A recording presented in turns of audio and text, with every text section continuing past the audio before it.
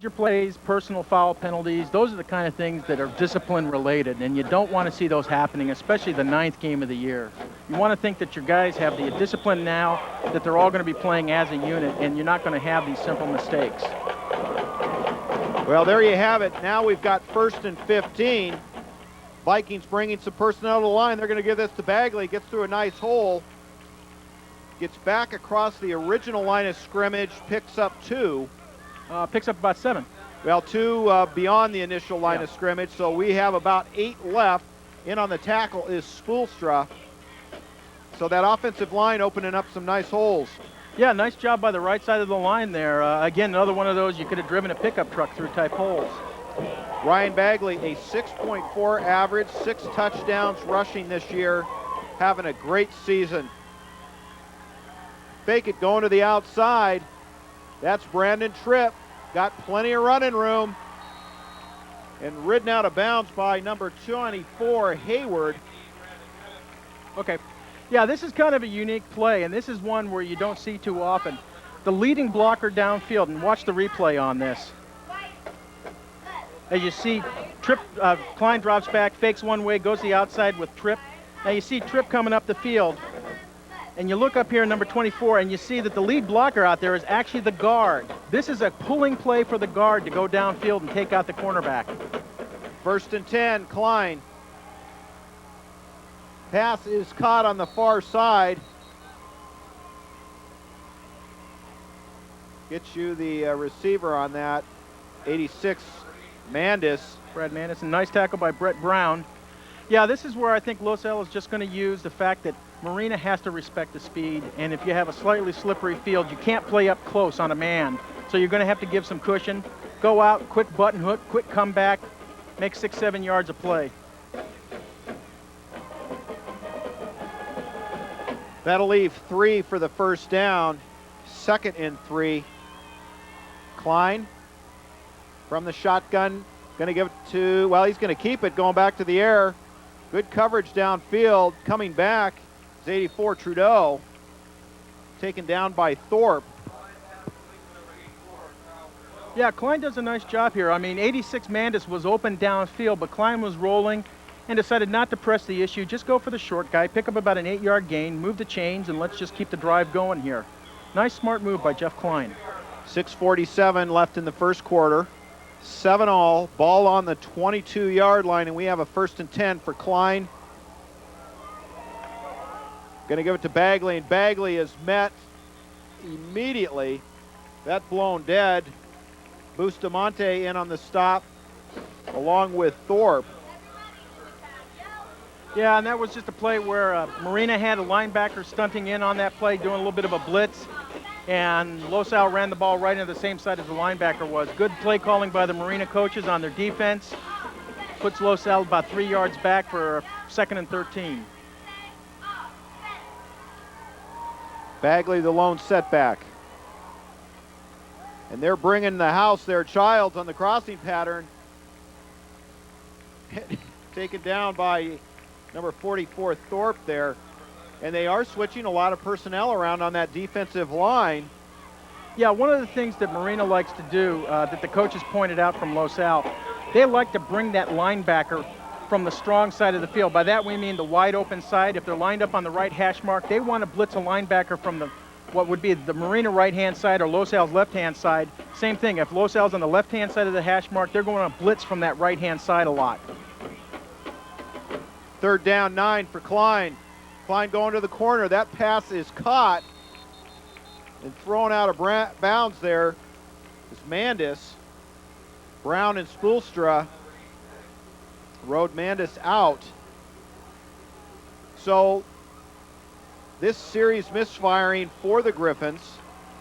Now this is the question, do they kick the field goal or go for it on 4th down? No, they're going to go for it all the way.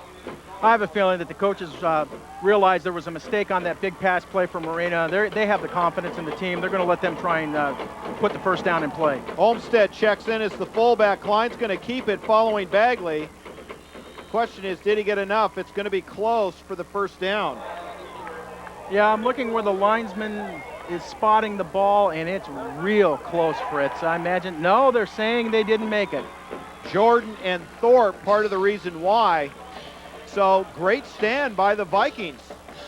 Yeah, good job. And if you look on the replay here, the only thing is you might see you had a trailing running back right there on the outside. I believe that's Tripp. Whether Klein might have wanted to pitch to him because Tripp was wide open all alone on the outside, there might have been the better option, but you can't fault the quarterback. He has to make that decision instantaneously. 4:52 left in the first quarter. 7-all, and the Marina Vikings coming off of a great defensive stand. They go over the top to Vargas again, and they've gone there often, and they're thrown into a lot of company. Yeah, they keep going to him, and I tell you what, if Vargas had some hands, he'd have probably about 150 yards right now. He is running a very nice set of patterns on some of those skinny post and quick slants, and I believe Coach Scherer is going to have to do some adjustments to pick him up coming out of the backfield. You see Vargas everywhere, wide receiver. He also is the kickoff return man. And he also is playing linebacker, so this kid's getting a lot of action tonight. Brennan runs right into, and we've got a flag on the play, but right into the heart of that Los Alamitos defensive line. Yeah, Mike Lee was the first one there, and then Chris Cherie, and then it was a whole horde of them. And it'll be interesting to see what this call is. It came late, and I'm not sure whether it's a hold. I saw a hold there by the referee. Let's see if they show it again. Yeah, it is. Yep. He's holding, yeah. Yeah, the only thing you worry about when you see a flag come in that late is whether or not there's maybe an inadvertent face mask. You know, someone not trying to grab for it, but they accidentally get it, and because the referees are now looking close at the play, they pick that one up. Well, very precarious position for Brennan. He's had success in the air and very little on the ground.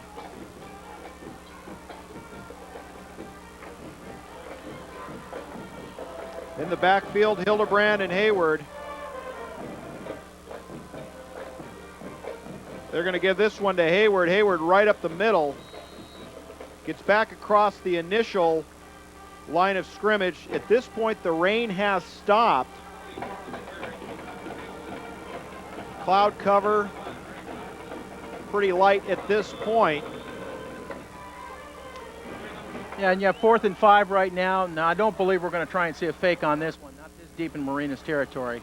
Brandon Tripp, 45-yard line for the Griffins. And Vargas back to let it go on his 2-yard line. This could be a returnable ball. Tripp going to take it right back up the middle. Gets out to the 37-yard line before he's ridden down by Scott Stone. Yeah, nice return, and there's a flag, it looks like, on the play there. Wondering if there wasn't a personal foul. Brandon Tripp still on the ground. Now he's up. Have to see what this is going to be called.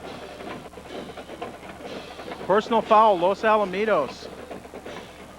Well, you talk about driving coaches crazy. Yeah, I was going to say, yeah, if Kirk can go ahead and give us the replay, especially at the end of this run, because it had to happen then. There we have everybody on the ground. No more contact. Oh, Tripp throws a punch. Okay, I've got to say, I watched the freshman game today. It got ugly. There was probably about 10 personal foul flags thrown during the game, and it almost led to an ejection of a player on each side for Los Al and Marina. And there may be a little carryover into this game. Well, John Barnes is explaining the finer points of personal fouls to Brandon Tripp, and he will sit out this play. Klein going back to the air. That is complete to number 86, Mandis. So Mandis getting a tremendous amount of action. 10 catches prior to tonight's game. He's been very involved tonight. 132 total yards and 3 touchdowns. Yeah, here you see the replay. Now here you see 45 coming in on the blitz from the wide side, and Bagley does a great job picking him up. Klein throws downfield. Mandis makes a nice catch on the run here. Mandis has really been coming on strong. He was named Griffin of the Week for this past game, and he's doing a great job. That's the screen out to Bagley. Bagley's still on his feet. Just barely pushed out of bounds at the 10-yard line by Hayward. Well, Bagley doing a great job of running there, but no, one thing Ryan's got to learn is when you got the big guy in front of you, let him block for you. Don't run around him and get in front of him. because Chris Orozco was right there ready to keep the lane open for him. Going back to Mandis, he had a great game against Fountain Valley, and of course everybody's filling in. And we have another hold on the play. When Prescott went out against Huntington Beach, the expectation is he may be back next week, but Mandis has been doing a great job filling in. Mandis, 3 catches, 45 yards already tonight. You add that to his 132 yards coming in, so that's 13 catches total. And we're probably going to be calling his name. Klein, a perfect 7 for 7 so far tonight, 119 yards. Yeah, not bad for the offense. And I have to say, Fritz, this amount of penalties that Los Al is receiving right now, this has to worry the coaches, because this is what could stop Los Al. The only team that can take Los Al out of this game is Los Al.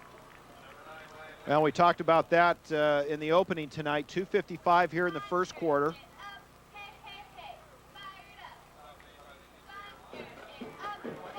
Again, nice run for about 4 yards. Flanagan in on the stop. Clock back underway. 2nd down and 16. Ball on the 31-yard line. Klein from the gun. Nice rush, nice coverage downfield for the Vikings. Klein getting around the corner, runs out at the 21. In heavy pursuit was Bustamante. Yeah, and this is where you just see where it's nice to have a mobile quarterback. Jeff Klein, coverage is there by Marina. You got to give credit to their secondary on that play, but he rolls out to his left, which is not his strong side for throwing, and just goes ahead and picks up about 9 yards on that play. Puts about 3rd and 8 right now. Well, before tonight's game, Jeff Klein on the ground, 51 carries, 237 yards, 5 touchdowns, and nearly a 5-yard average. His passing stats equally as impressive. Klein, the all-around player, and he can be dangerous. Klein looks off a receiver, gets that back out to Mandis, so Mandis continues to stay in the action. Brett Brown and Thorpe in on the stop. Clock continues to run. We are now at 2:11 here in the first. It looks like it's going to be about 4th and a yard. And again, I imagine Los Al is going to go for this one. Well, if you're John Barnes, you want to take the Vikings out of this thing as early as possible. And Fritz, they just brought in the jumbo package. They brought in Espinoza as tight end, Donnie Olmstead as fullback. They're going for this one. Klein, Bagley. Should have enough for the first. And the good news is, no flags. Thank goodness. Thorpe takes down Bagley, but not before crossing the 1st down marker. Los Alamitos can pick up a 1st down inside the 3-yard line. Ball on the 12. Make that the 2-yard line. Trips on the near side. Trudeau, the man in motion. Klein's going to keep it. Throws into double coverage. The intended receiver there was Trudeau. Hayward and Vargas in on the stop there of Trudeau. Incomplete pass. So the Vikings have been very strong deep in their own territory. Yeah, they're doing a good job in the red zone of stopping Los Alamitos. Have to say they did great coverage on that play. Jeff Klein, he did a good job there. He rolled out to that side, and then he looked for Trudeau, saw that the only way to make a throw was to throw it low for his ankles, and Trudeau was really the only person who had a chance to make a catch on that play. Klein, they give it to Bagley straight up the middle, and Bagley on his feet falls out of the grasp of Spoelstra. Yeah, and really in this case, when you have a 30-pound advantage of your offensive line against their defensive line, a little bit of smash mouth here isn't a bad idea. You've got a great running back in Ryan Bagley. You've got 5 big, strong offensive linemen up there. And you also have a couple receivers that are going to be able to pull the linebackers with them because you have to respect the routes that they run. Well, that's going to bring up a 3rd down and 5. Ball marked on the 7-yard line. Klein's going to keep it. Bagley out in front and walks in. In fact, has to give Childs a push for the 2nd score of the evening. So Klein on the ground scores his 6th touchdown. Yeah, this is just a little option keeper here. Klein follows his guys. Roscoe does a nice job blowing open a hole. He follows Bagley as the lead blocker and just strolls right into the end zone. Fritz, I'll tell you what I'm seeing tonight. I mean, Los Al's going to score at will tonight. So the only thing is are they going to let Marina score anymore? Yeah, Gamarnik lines up for the extra point. Snap back, ball down, and it is good, but a flag on the play, and that may be roughing the kicker. Yep. Yeah, he just motioned. He's moving his foot. Hayward may have gotten too much of Gamarnik. So the yellow laundry coming out often tonight. Now, I'm not sure if high school has the same option as college, but typically you have the option of taking the penalty either on the kick again or you can take it on the kickoff. And I imagine Los Al would take it on the kickoff here because this will allow Kevin to kick from about the 45-yard line of Marina, and I'm expecting this one to hit the track someplace out back there. Kevin's been just kicking the ball great this year. 14-7, Los Alamitos on top. Week 9 of Sunset League play. A damp, wintry evening here at the Vet. Although all things considered, watching some of the NFL games this weekend, I'm glad I'm here and not back east. Well, you got to be crazy to play ball in some of these places. Of course, I guess if you're getting a few $1 million a year, you'd be willing to bear it, but. Okay, so they move the ball up 5 yards on this. So Gamarnik will be kicking off from his own 45-yard line. 25 ticks on the clock here in the first quarter.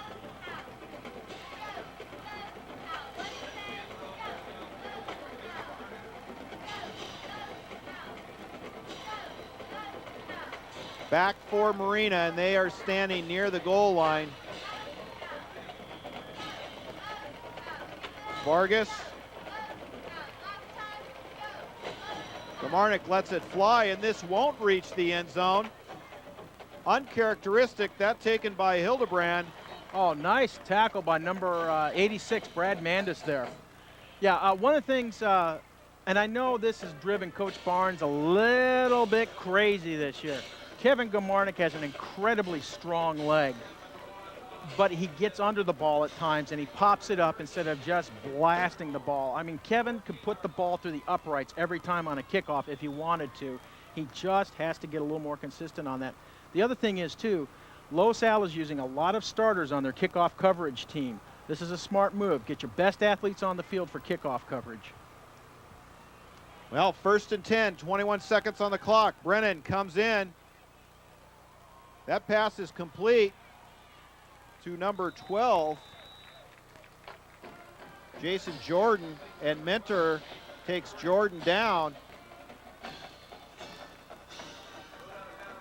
Okay, again, here you see the same thing. A running back breaks out of the backfield. Number 12 was lined up in a back position, comes out into the flat, gets behind the cornerback, and then he makes a nice reception, gets a 1st down. So the Vikings moving the ball. The offense had a lot of time to think about it.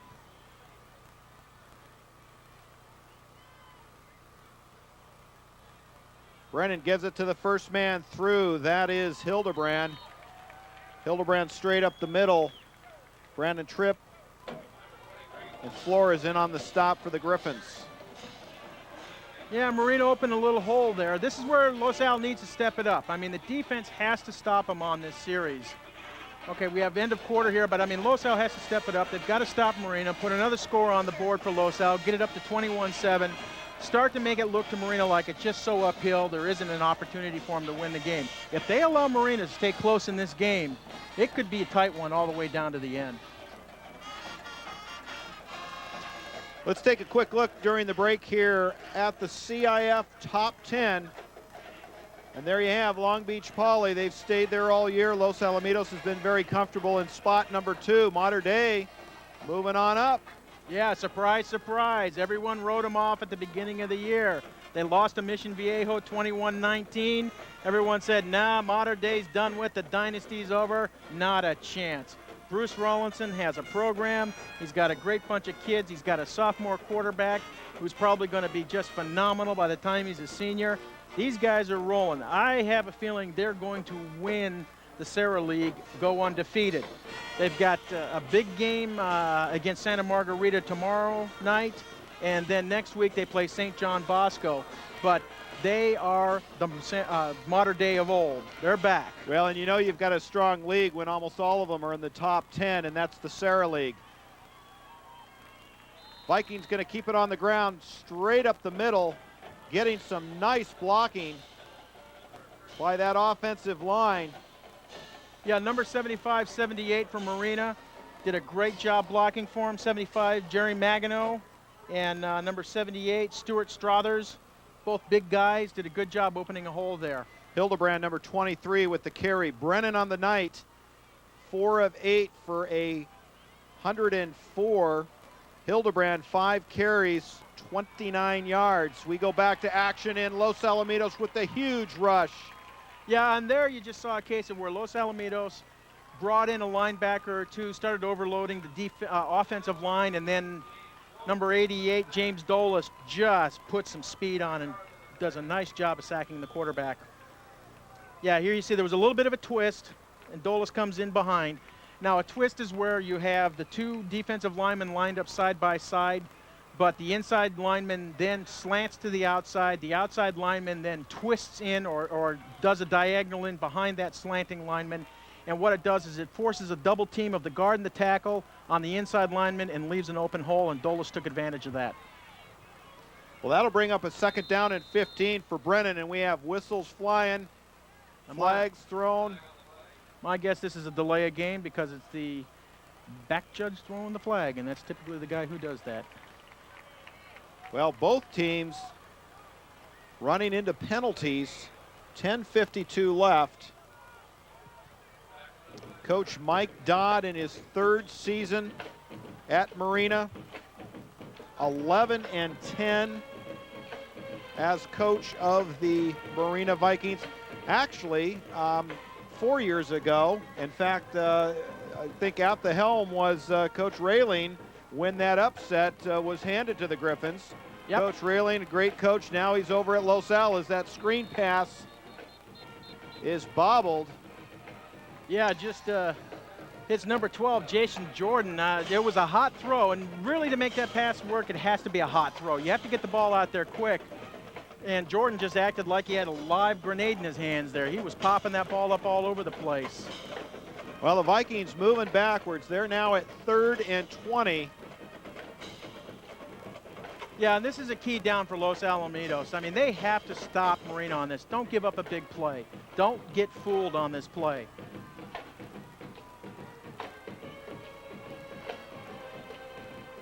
Brennan to the air. Gets that out, and Olmstead comes up with a huge hit. Hildebrand, the receiver on that. Olmstead lays the wood. Yeah, and this is a great play by Donnie Olmstead. What you see is he comes out, covers the area he's supposed to be in.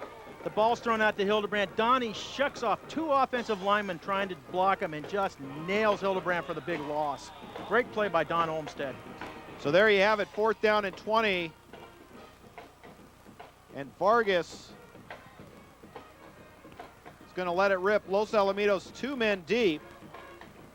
Brandon Tripp and Kyle Trudeau. Tripp is going to fair catch this on the 35-yard line, 45-yard line. So with 10:04 left in the first half, the score 14-7. Los Alamitos with some very good field position to start this drive. Yeah, this is excellent position. I mean, to be on your own 46-yard line, that was almost about a 22-yard punt. That hurts a team. You know, when you can only get the ball back to what was originally where you were going to go for a first down, and then you turn it over at that position, you've given up a significant amount of yardage. So Klein comes to the line. Bagley in the backfield. Klein going to put it up far side, and that is caught to Childs. Childs pushed out of bounds. by Jason Jordan. Yeah, and here again, coming up on the replay, what you're going to see is just pure speed. Again, outside, you see that linebacker coming in from the blitz. Klein puts the ball up in the air. Childs just has 4 steps on his guy. I mean, it's not even close here. Number 12 just cuts a nice angle, forces him out of bounds. Brett Brown trying to cover Childs there. Childs on the season before tonight's contest, 728 yards, 7 touchdowns. Flag on the play. They give this one to Bagley, straight up the middle, still on his feet. Spun down at the 17-yard line. Thorpe taking Bagley down. So let's see what the call is. My guess is going to be offsides on this one. That outside linebacker keeps trying to stunt in. Although the way Los Al's lining up right now, they think there may be procedure on that play. Let's see what the referee says. Yeah, it's procedure against Los Alamitos. What I have a feeling is happening here is that the linebacker's coming in and stunting, and tackle on the right side is seeing that and just starting to move a little bit before the ball is snapped. He just needs to settle down a little bit and just realize he's got to wait for the snap count and let the guy come off sides. If he's going to hit you, he's going to hit you. He might possibly even draw the personal foul. 9:49 in the first half. Griffins come to the line.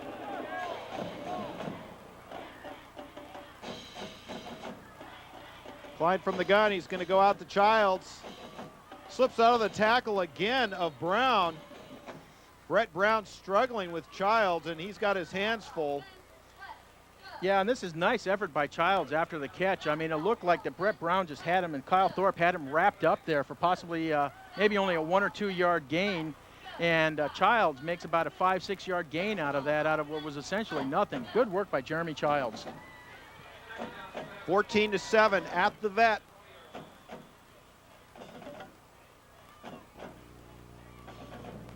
Ball on the 27-yard line. That'll bring up 2nd down and 7 for Los Alamitos.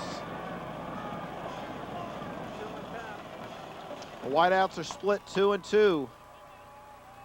Klein looking to his left, and Childs and Brown. I'll tell you, Brown has had enough of Childs already tonight. Yeah, there's not much Brown can do on this play because he knows if he steps on him, Jeremy is just going to blow right past him. The one thing I also have to say, Jeff Klein's doing a nice job of picking up that he has a blitz coming at him, because I think Marina's brought a linebacker on just about every play. Jeff's doing a very fast 3-4 step drop, looking for the short man, getting the ball out to him and getting the ball away. But Jeff's going to be a sore guy at the end of the night. Clock getting close to 9 minutes here in the first half. They give it to Bagley. Bagley goes far side. Bagley, touchdown, Los Alamitos. And I'll tell you what, Bagley's had blockers in the past. That was all him the last 5 yards. Yeah, in fact, I'll say that was probably a lot of Brian for the whole run. Watch the replay here. This is supposed to be a dive inside the tackle here. Ryan takes off, looks and sees the holes full, and then just cuts to the outside there, and then just powers through the defensive secondary of the Marina Vikings. Great run by Ryan Bagley. So we've got a 27 game. Klein, Gamarnik puts it up. That is good. So Los Alamitos spreading the lead out 21-7. Yeah, Los Alamitos pulling away. Bagley on the night, 2 touchdowns, 7 carries, 57 yards. That's not bad, 8 yards a carry. That's pretty respectable. And with almost 9 minutes left, and most likely an opportunity for Los Al to score again before the halftime, it looks like the defense is now getting it in gear. The offense is definitely rolling. Here you have Klein, 10 for 11, 151 yards passing. That's just excellent stats for the night. I mean, Jeff's just being real smart, not trying to press the ball into situations where he can't complete the pass. Of course, it never hurts to have receivers of the quality and magnitude that you have when you have Childs, Tripp, Mandis, Trudeau, Montoya. You just have such a width and breadth of capability there. Nice supporting cast. So back deep, standing on their 5-yard line for the Vikings. Vargas, This is going to be taken by Hildebrand. Hildebrand coming on the near side, fights his way out to the 25-yard line, and that's where Matt Brennan will set up shop. Flores in on the stop. So 8:47.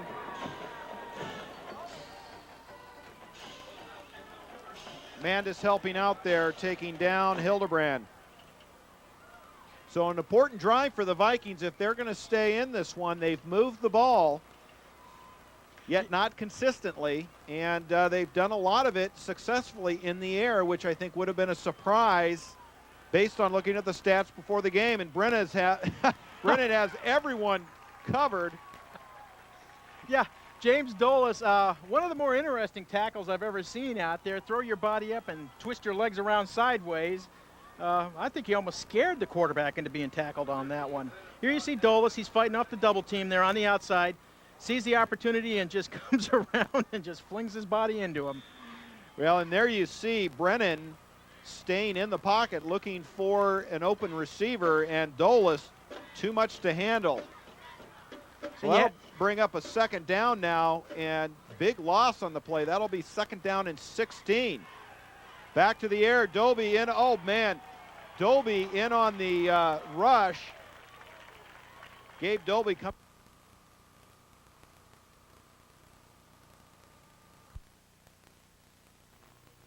Couple of weeks off, and as you said, Ron Cluey, he had all kinds of energy sitting on the sideline the last 2 weeks. Yeah, you have a nice double linebacker blitz here. You got Doby coming in from the outside, then you have Greg Johnson coming in from the inside, and then of course to finish him off, you've got Dolis coming from a switch on the left side there. Brennan has got to be starting to get a little bit tired of getting flattened out there, but you also have to give credit to Los Alamitos, the secondary. I mean, Brennan just has nobody to throw to. There you see the Vikings wondering what it's going to take tonight. 3-5 on the season. This will be a third down and 32. Keep it on the ground. Brennan decides he hasn't had enough abuse yet. Dolis is in on the stop there. Yeah, and you saw number 22, Joe Vargas, just throw his hands up in the air like, hey, what's going on here? We're running backs, pitch to us. Showing a little frustration on Marina's part. And, you know, to be honest, Marina is fighting for their playoff life right now. It's what a way to finish a season. You get Los Alamitos this week, and then, of course, to finish your season, you get Esperanza. That's a 1-2 punch that I don't think they're going to be able to make it. Well, back deep for the Los Alamitos Griffins is Tripp.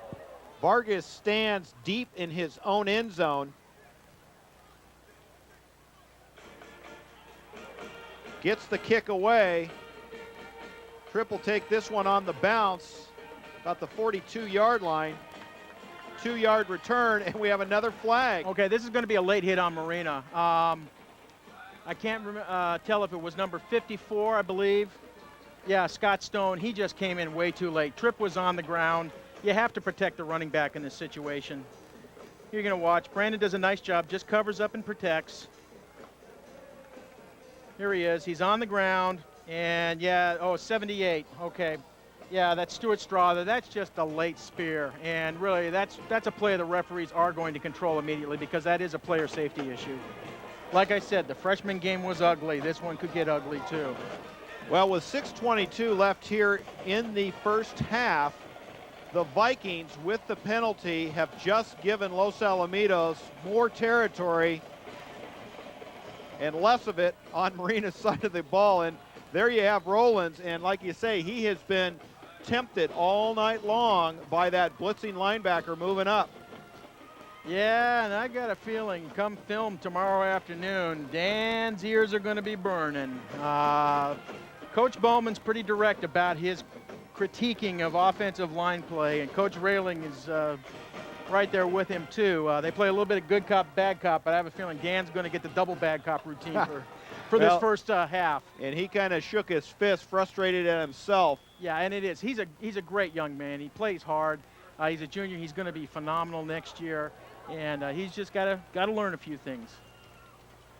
So Klein back to the air, going to Childs. Nice defensive play. Oh, and they're going to call pass interference. Yeah, a little too nice, Fritz. Number 23 there.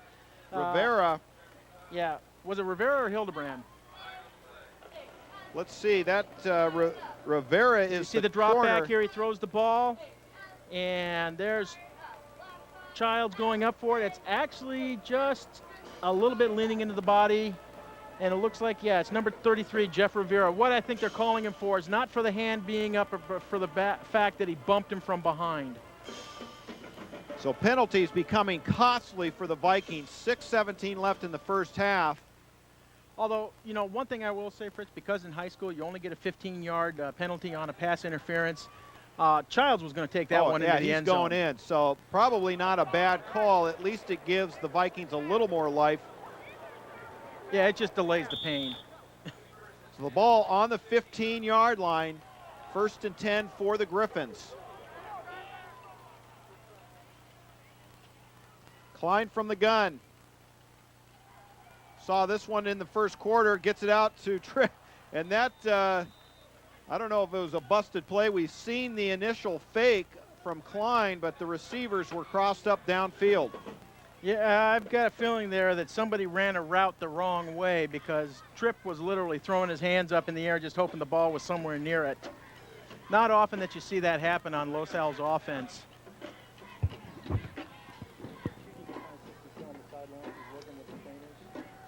6:11 here in the first half. That'll bring up a 2nd down and 10. Ball on the 15-yard line.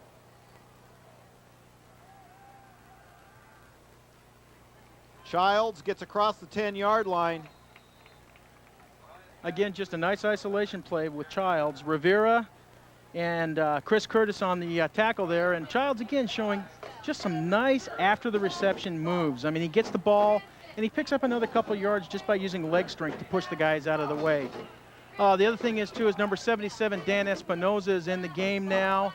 Only thing got to wonder about is did Greg Cluey injure his shoulder again? 5:37, clock continues to run. Ball on the 9-yard line. They're going to give it to Bagley, and Bagley, touchdown. We've called that name a number of times already tonight. And Ryan Bagley adding to his wonderful stats. That's his 3rd touchdown tonight alone. That's 6 on the season, plus 3's 9. Yeah, and this is just a straight power dive. Steinhauser or Roscoe, they just open a hole, huge hole, and Ryan Bagley, again, it's becoming almost an automatic. He dives in for the touchdown. Great play. 27-7, Klein with the hold. Bagley puts it up. It is good. As the rain falls, the score 28-7. And Los Alamitos here, as we are more than midway through the 2nd quarter, starting to pull away with this thing.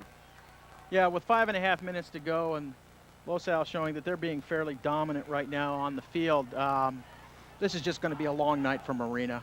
The thing here is just for them to keep playing hard, play with pride out here, you know, not give up on this game, not give up on themselves.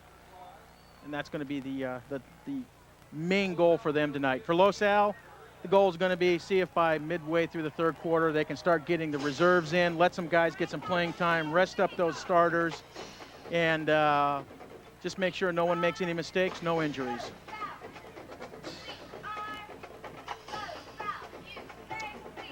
Back deep for the Marina Vikings. Far side is Vargas. On the near side, Hildebrand. Vargas is going to run up and take this, and this one gets by Vargas. He's going to have to do something with it. Rolls down to the 2-yard line. And just when things couldn't get any worse, Vargas lets that scoot by, and possibly the wet field creating a slippery situation out there. Vargas gets back to the 10-yard line. It's Daniel Dykes. Wraps up Vargas. Yeah, and one of the things too is, especially in high school, the kickers are allowed to use any ball they want to use as long as it's regulation, and a smart and eligible kicker will always use an old ball. It flies farther, it's also tougher to catch. It's slick. Well, you get a slick ball on a wet field, it does squirt. Well, Brennan's going to climb in under center.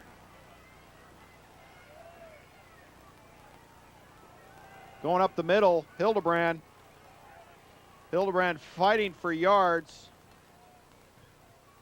Olmstead and Dykes in on the stop. Yeah, and it's nice, just nice personal effort by Hildebrand here.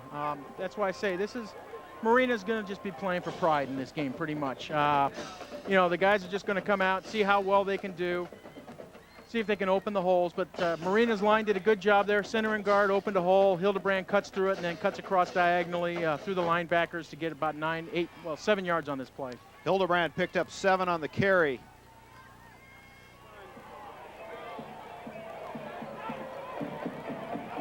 Brennan,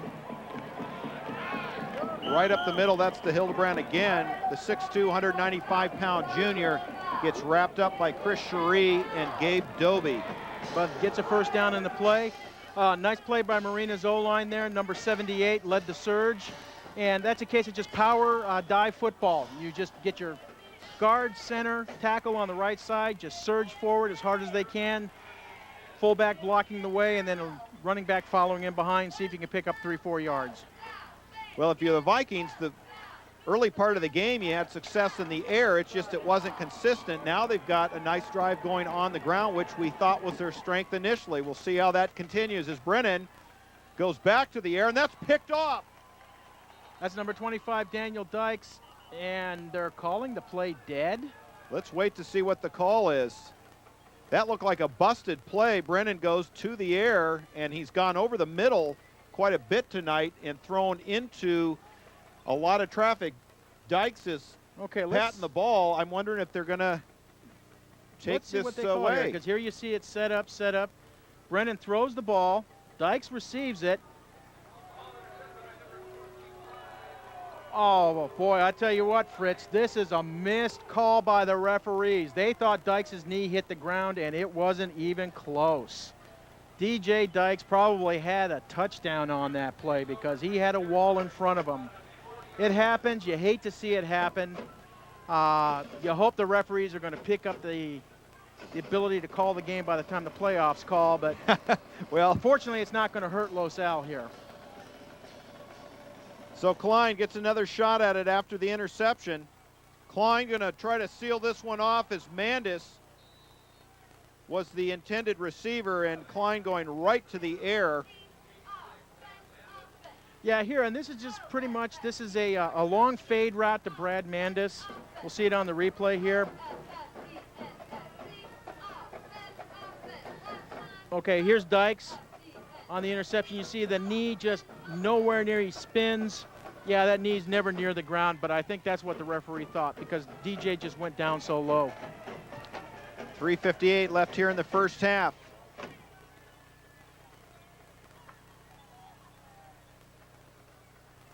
Klein from the gun. Going to try it on the other side. Has Tripp. So you don't get it done one side, go ahead and hit the other. And that's Childs. That's Jeremy Childs on that one. And Jordan takes down Tripp. Lots of activity there on Child's side. Yeah, that's Childs. Yeah, number 11. What you see here is Childs just uses his speed. I mean, he's behind the cornerback there. Just pure athleticism on his part. Great reception. One thing that Jeremy does real well is he runs the route full speed all the way. I mean, if you can say one thing about high school receivers, they tend to slow up on a route midway through and then try to pick up the speed at the end. Jeremy runs full speed all the way. That's out to Tripp. Tripp's in for the touchdown. Los Alamitos 34. The Vikings of Marina 7. And here we are in the first half with 3:28 left. The Griffins have sealed the deal. Just a quick pass out into the flat. Jeremy Childs doing great upfield blocking to seal off the outside. Brandon Tripp gets a stroll into the park for 6 points. Well, and the rain's starting to come down a little heavier, and I'm sure if you're Coach Barnes, your intention is to get your starters out of this game. You'd hate to have any more injuries as that one punches through. And we have a 35-7 game. And the thing is, Fritz, the scoring may not be over for the first half yet because at the rate Los Al's defense has been shutting down Marina, there could be another turnover here with Los Al receiving the ball. Typically what Coach Barnes will do is he plays the starters for the entire first half. He'll bring them out for the first series in the second half because, as he says, they've earned the right to be playing at least at the start of the game at each half. And if the game is pretty much well in hand and it's out of control for the other team, he'll start freely substituting at that point. Well, looking back at last week and the play against Fountain Valley, it was over by halftime. And as you say, we saw, in fact, actually, for the I'll say more part of the third quarter, we did see a lot of the starters in there, and it wasn't until the fourth that we started seeing a lot of substitutions. Yeah, but the Fountain Valley game's a little bit different. I mean, I have to be honest about that. There is some personal issues between the Los Al coaches and the Fountain Valley coaches, and that is the one game I always have a feeling that if Coach Barnes had the opportunity to break his 60-point rule, he just might do it. Well, that one goes back over Vargas's head into the end zone. And with 3:28 left in the first half, the Vikings are going to get another shot at it.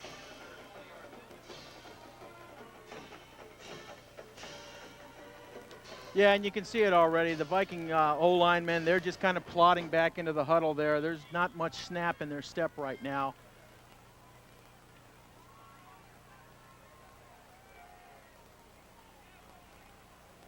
(35-7).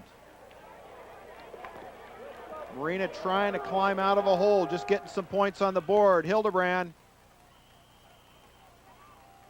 goes straight up the middle.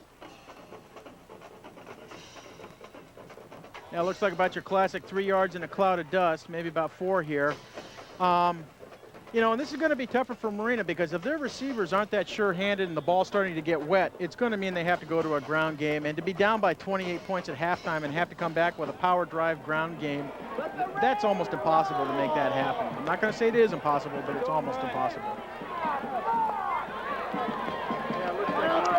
Brennan climbs in under center. That goes to Hildebrand. Nice defense by the Los Al D-line there. Eric Jark, number 98, Mike Lee. Looks like Greg Johnson might have got in on that a little bit also. Joe Flores. Just good penetration by the D-line to stop that play. Well, hopefully you rolled up your windows tonight. It's getting wet out there. The rain is getting heavier. We are now at 2:18. And timeout is called on the field. Not quite sure who they're charging that against. Must be Los Al. I guess personnel may have been a problem. Lee. No, I think this is a referee timeout for an equipment issue. Okay, they're going to do a fast substitution here to keep the game going.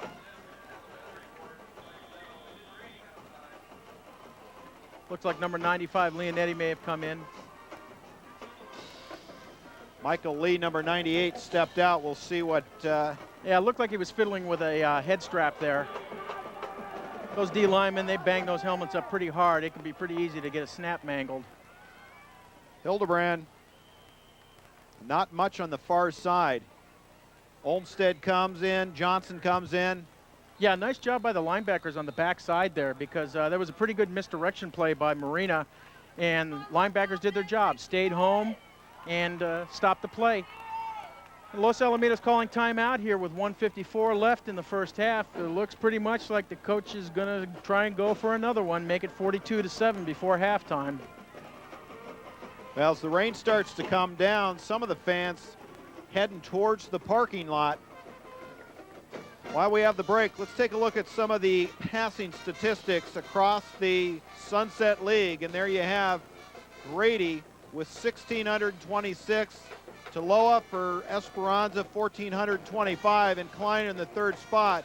I think the thing you have to say is we've got Elway down at the bottom, who swapped out pretty much early part of the season with 420 yards, and then you can't discount Klein's rushing yardage. Yeah, and what's interesting to see is Justin Elway hasn't played for 3 weeks now, and he's still number 6 in the league. But the other thing that's great to see, too, when you look at Jeff Klein's 65% completion record, that's just great passing on his part. 92 of 141, 11 touchdowns. That's prior to tonight's game. Only 4 interceptions here in week 9.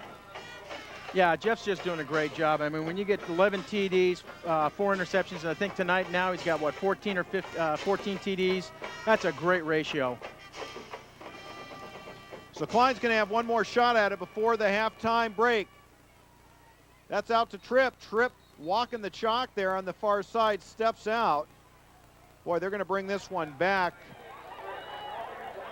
Fair distance from where he went out. Curtis for the Vikings, pushing Tripp out of bounds. Still a nice gain, about 7 yards. Yeah, again, use your receiver quick out in the flats. I mean, if you're going to have a linebacker coming at you and blitzing all the time, go ahead and just do a quick 3-step drop, pass the ball out to a short receiver, and then let him make what happens on the play. 2nd down and 4 for Klein, going back to the air, gets it out to Childs. Oh, the ball knocked loose. Let's see if they're calling that a catch and fumble.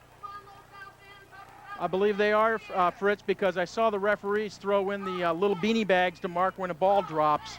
And Jeremy did turn and run upfield with the ball, and that's usually one of the criteria for a reception. Falkenstein with here you see he catches it. Ooh, boy, I tell you, that's close. If they were in the NFL and had replay, I'd say throw the red hanky on that play. Daniel Falkenstein there recovers the fumble, so with 1:33 left, Falkenstein gives the Vikings another shot at it. Although I have to say, when you're up 35-7 at half, you really can't get too greedy.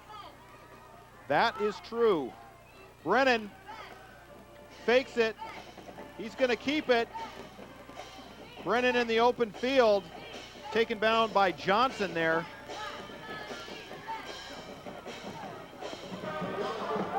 So nice pickup there for the Vikings. That'll be enough for the first down.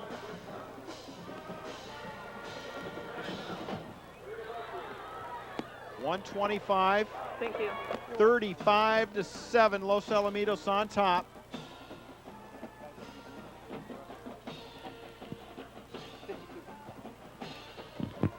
Ball sits now on the 44-yard line.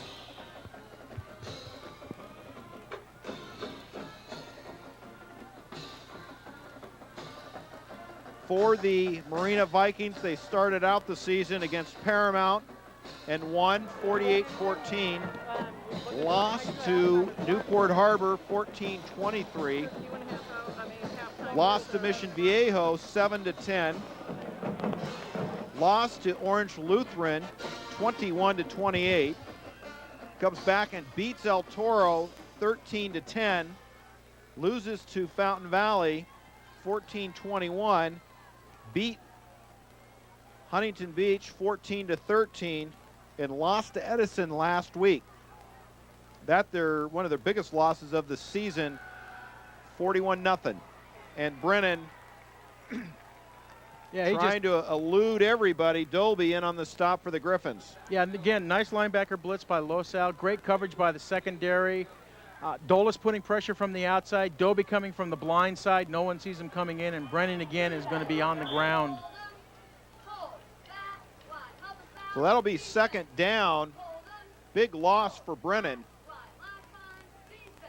This will be 2nd down and 17 for the Vikings. Brennan to the air.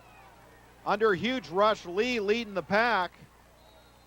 The intended receiver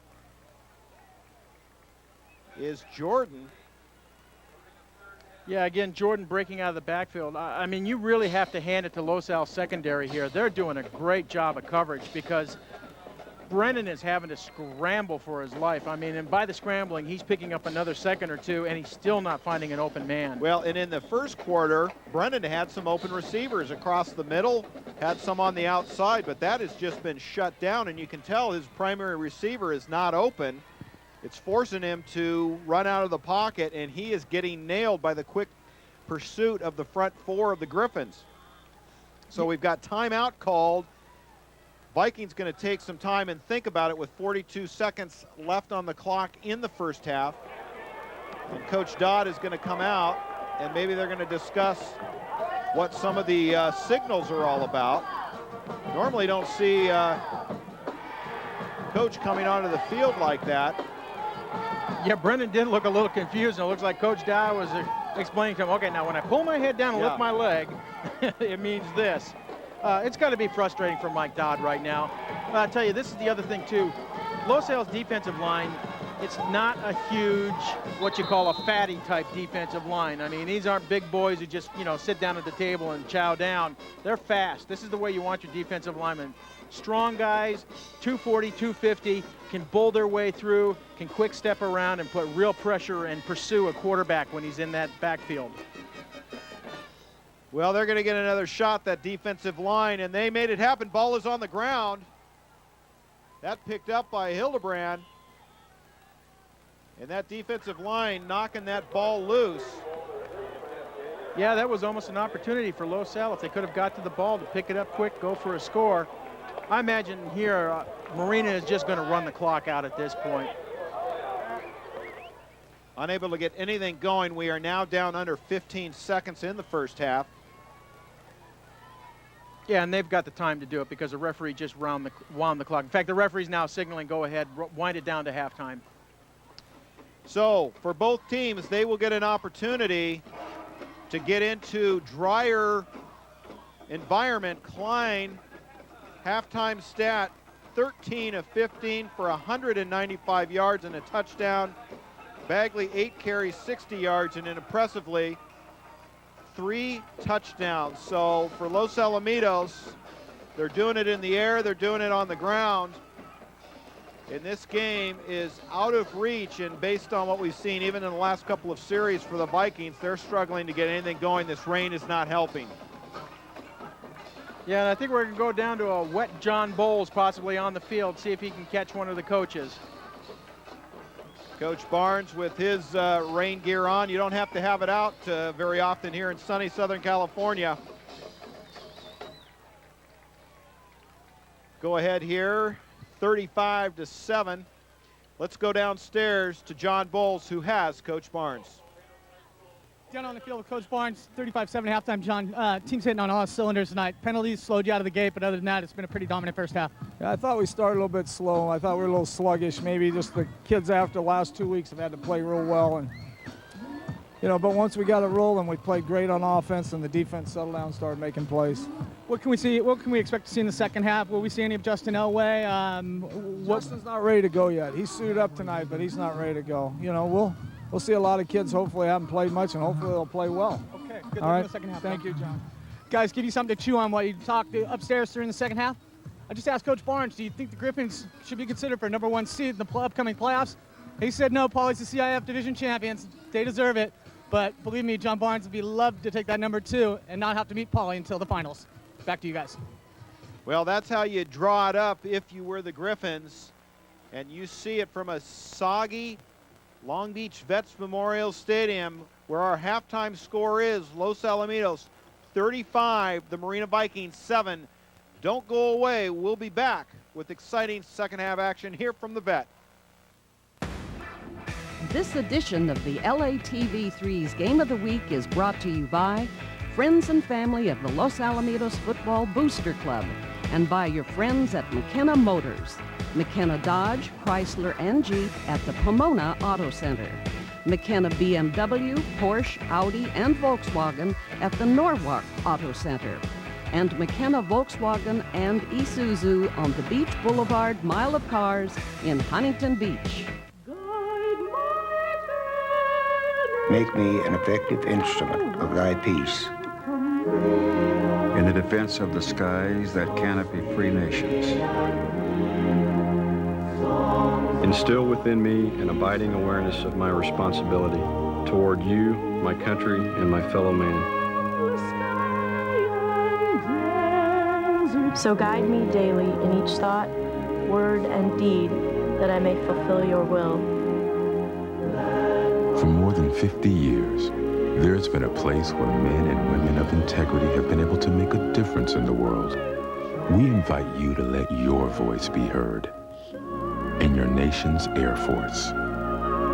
May these graces abide with me, my loved ones, and all those who share my country's trust.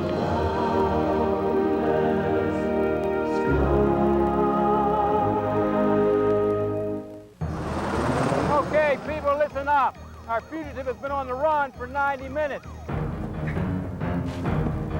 Average foot speed over uneven terrain, barring any injuries, is 4 miles per hour.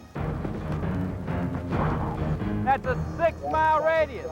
I want checkpoints established at I-95, 495, and over at Route 66.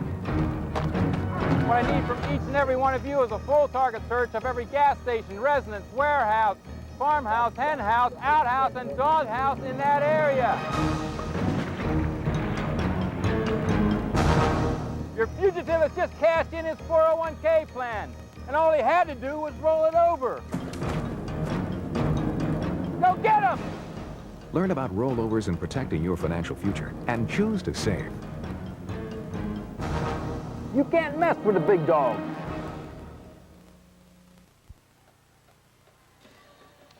Welcome back to the Vet, ladies and gentlemen. Fritz Pollard, Ron Cluey, John Bowles. A wet Long Beach Vet Stadium. Los Alamitos on top, 35-7. And it has been all Los Alamitos, and we are expecting to see quite a few substitutions from the Griffins' standpoint at the break here. Ron Cluey, any thoughts here on the first half? Yeah, Los Al's just dominant tonight. I mean, their O-line, D-line, just overpowering Marina's guys. Again, this is what we talked about earlier. When you have a 30-pound weight differential both ways, you have a huge advantage. You also have more speed. The receivers, there's no way Marina can stop Los Al's receivers on this field right now tonight, especially with a slightly slick field where they can't backpedal very fast. Already we saw towards the end of the second quarter, Los Al was starting to substitute in some offensive linemen, give their starters a rest. It's going to be pretty much here, I expect, that the first series of the second half here, you'll see the starters back in. Again, this is a tradition of Los Alamitos, and then they'll start freely substituting and getting guys out of the game and giving other players a chance. Back deep for Los Alamitos, standing on his 11-yard line is Ryan Bagley. And Marina goes out to their kickoff routine and very likely have an offsides to get things started here in the third quarter. Yeah, it's beyond very likely. I think number 84 was about 4 yards downfield before the kicker ever moved. I think they need to explain to him, when you're going to do that fast pooch like that, timing is everything. Jason Jordan handling the kickoff duties, 6 foot, 190-pound senior for the Vikings. And they're going to move this one back, so they appear to be content to go to the up man. And that appeared to be headed in the direction of Trudeau. Kyle Trudeau standing on now his 45-yard line. Yeah, and I'm just wondering here, well, Fritz, in fact, you can see again, if you look down on the field, and we get a camera shot of it right now, well, the ball just fell over. The kicker has the ball very angled back right now, and that tells me right now that he's aiming for is a short, high kick. Try and get some of his guys under it and take the ball away, but I think this is just going to probably end up with great field position for Los Alamitos again. The rain has stopped, and Matt's ball is ready to go. Matt being very generous and sharing. And they're going to kick this one deep, so this one will go to Bagley. Bagley gets in behind his blockers now. He's trying to get to the outside. Actually, nice tackle there in the open field. Jason Birch takes down Bagley, but Los Alamitos starting off with the ball here in the third quarter. Yeah, and that was a great open field tackle by Jason Birch, because Los Al's line did a great job of setting up and setting the wedge up on that play. Bagley, had he beat Birch, probably could have gone all the way down. 3 receivers on the near side for Klein. Klein's going to go out to Tripp. Tripp pushed out of bounds at the 36-yard line. Leading that charge was Jordan of the Vikings. As we mentioned earlier, the rain appears to have stopped for the time being. Heaviest amount of rain we saw was midway through the second quarter. Not affecting, though, too much of the play. Maybe we saw a kickoff get by one of the Vikings, but for the most part, in the air and on the ground, things are going okay. New player in at running back, may be Ryan Oken. Yeah, it is, number 39, Ryan Oken. So you can see Los Alamitos already starting to substitute, although they do have the starting offensive line in. That's just a very simple trap play. Rollins pulls across the line, looks for the linebacker or tackle on the outside, tries to blow open a hole on that side and let Oken get through. Just a little slow developing. Ryan Oken, 17 carries on the season, 3.7-yard average. That is complete across the 46-yard line to Mandis. So Mandis has been getting a tremendous amount of activity. Yeah, watch the replay here. This is a great catch by Brad Mandis. You see Klein here throws to the outside. Mandis, great leaping catch, gets the foot down. Nice job by Brad Mandis on that play. Brown defending on the play for the Vikings. And looks like we may have a measurement on this. Yeah, they're bringing the chains out. Yeah, one of the things, too, to explain to the folks at home while they're measuring here, Marina pretty much runs what's called an Okie defense, and what that is that you have a nose guard lined up over the center. You have a tackle over each of the tackles, so you have 3 down linemen. You'll have 2 linebackers lined up on the outside who will either cover receivers or they'll move in and help with the rush, and then you'll have 2 linebackers behind in the gaps between the tackles and the nose guard. Reason why it's called an Okie defense, University of Oklahoma. Barry Switzer made it very famous. And Brad Mandis has 5 catches for 60 yards. Very nice night for Brad Mandis. Well, his second good game in a row. So with Prescott out, Mandis filling in, and Prescott potentially due back next week, according to him. We spoke with him before the game. Well, this is 4th in the inches. With the way Los Al's O-line's been playing tonight, this should be a strong opportunity to make a first down here. Well, Oken stands in the backfield. 5'10", 214-pound senior. Ryan Oken has seen play in games in which Los Alamitos has been putting up some big points, and Ryan Oken, we see Klein there go across, should have enough for the first down. Yeah, nice surge behind Steinhauser there. Trent's big boy. He's about 6'2", 6'3", 270 pounds, and he can make a hole when he needs to. Well, and Ryan Oken has come in, and he is a big, wide boy. 5'10". Not a lot of height, but he has a lot around him, and he has done very well as I jinxed him. Lets the ball loose, and that is a turnover. So Ryan Oken can't get the handle on it. Just when I was complimenting how well he's done, Spoelstra in on the recovery. And here we watch the replay. Looks like this is just a mishandle. Yeah, Ryan just never got the ball on the handoff. And Spoelstra does a good job diving in on the ball. Just unfortunate. Ryan's been doing a great job. In fact, if Los Al ran a fullback type offense, he would have been a starter all year long. He works hard. He's one of the kids that you look at and you understand the work ethic of this team when you see Ryan Oken. So the Vikings have an opportunity with the ball inside the 50-yard line, and that opportunity now is outside the 50-yard line. Number 2, Gabe Doby again, and 51, Greg Johnson. Once again, I don't know if they're playing a fishnet on that offensive line for Marina or what, but there's a lot of holes in that net. That'll bring up 2nd down and 16, so big loss on the play for the Vikings after the turnover. Ball a half yard from the 50-yard line. Brennan looking pass. That is complete to Brown, or I'm sorry, incomplete to Brown. He was looking Brown's way the whole way. He's not looking off anybody. Yeah, and Brown, I think, just had a case of his happy feet. He wanted to move upfield before he made sure he caught the ball. This is just a basic thing that you teach a receiver.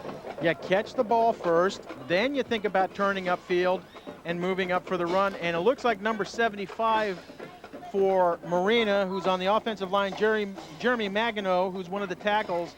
He's holding his arm on his elbow. He may have taken a helmet hit on that. that can be very, very painful.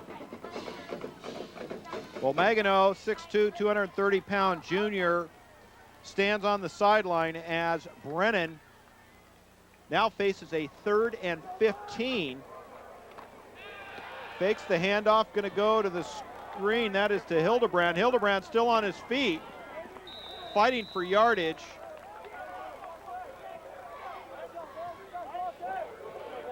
Dykes in on the stop along with Lee for the Griffins. Yeah, that's a nice little screenplay for Marina there. Go ahead, let the penetration occur, throw it out to Hildebrand, and then he makes some nice yardage afterwards. And Lee walking back to the huddle a little ginger, and he is going to step out of the game. Coming in is number 95, Leonetti. Yeah, and this is nice to see Tommy back. He's been out about 3 weeks. He strained a tendon in his right arm. It was very painful for him. Doctors wouldn't let him play, and he was able to finally come back and practice this week. Clock continues to run. We're at 9:28 as Brennan fakes the pass. Now flushed out of the pocket, running for his life. Johnson pursuing, throws that out, and oh, nice effort by Hayward. But it looks like, no, the referees are they calling it a catch or are they waving it off? No, I don't think he caught it. I think they're waving it off, yeah. Yeah, you could see Brennan there. Boy, he was running for his life. Greg Johnson had him in his sights, and he was going to nail him, and Brennan did a good job of just staying a step ahead and trying to release the ball. But one of the things you got to remember is when you have 4th down, you can't throw a 2-yard pass on a 4-yard requirement. Now the rain beginning to come down again, so it broke at halftime. And for Los Alamitos, they are not any worse off after the fumble. And Oken stays in the game as Klein is flushed out of the pocket. And lots of pressure in on the stop there for Marina Spoelstra.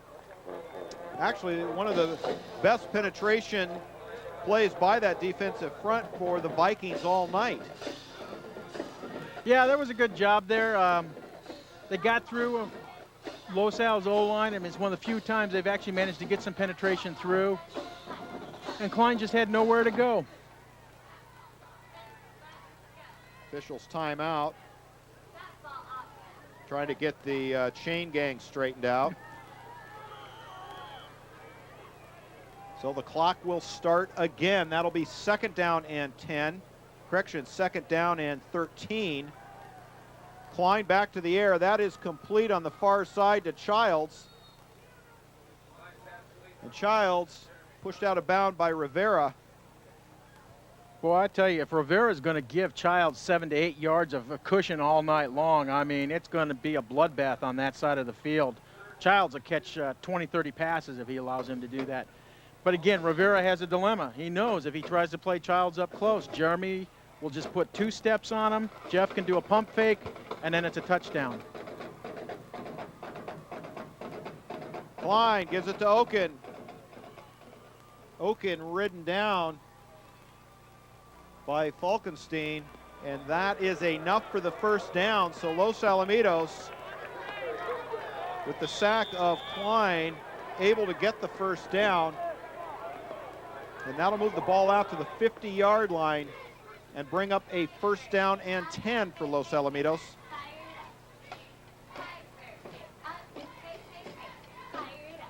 Yeah, we have Espinoza back in there, so we're starting to do a little bit of substitution now, get some rest for some of the starters.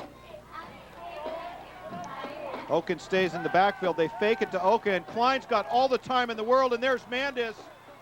Oh, and that ball was underthrown. Mandis had a step on Jordan. Yeah, and Jordan did a nice job of just staying with the play and then got his hands up at the last second to knock the ball away. But you're right, Fritz. If Klein had put a little more air on the ball, Mandis definitely had steps on the DB on that play. But it was a great fake. Well, and as you say, great coverage by the Vikings. So often that becomes a pass interference where that defensive back misjudges the ball. 2nd down and 10. Los Alamitos opening things up.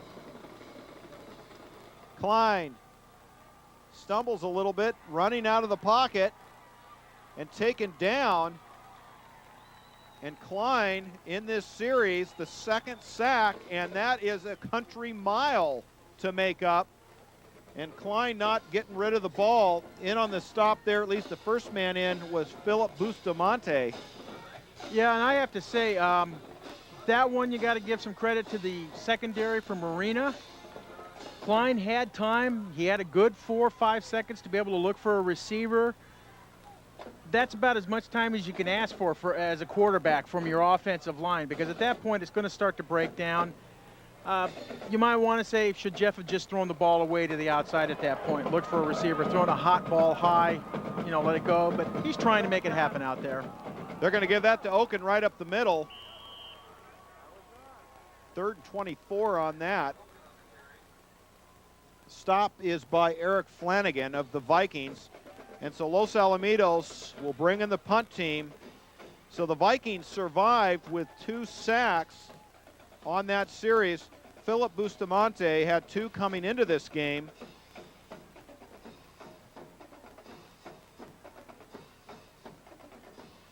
Dolis will kick it away. Kicks from his 30-yard line. And taken down immediately. Daniel Dykes takes down Jordan. So a decent return. Yeah, actually a nice punt by Dolis there. First time tonight that Los Al has to punt the ball. Going to be interesting to see. Now, okay, I can already see Victor Martinez in on the defense. See if we can see some other fresh numbers coming in there.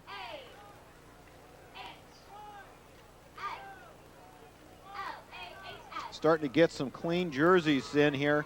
6:26 left in the third.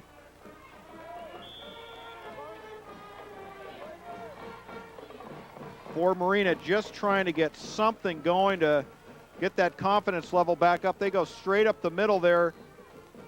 Hildebrand, where he's wrestled down by Johnson, number 51 of the Griffins. Yeah, we have about 6 minutes halfway through the third quarter here.